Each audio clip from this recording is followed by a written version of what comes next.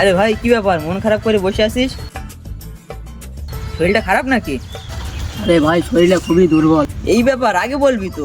শরীরে কোনো বল শক্তি পাচ্ছি না। এই নে। কি আছে? এই লে। কি এটা তো বিড়ি দাদা।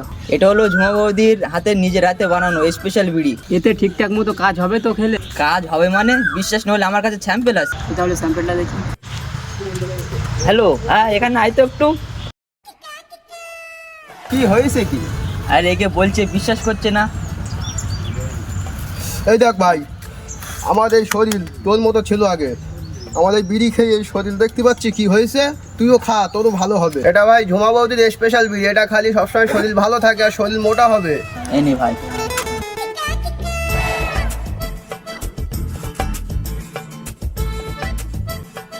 না সত্যি বিড়িটা খেয়ে শরীরে একটু বল বল পাচ্ছি।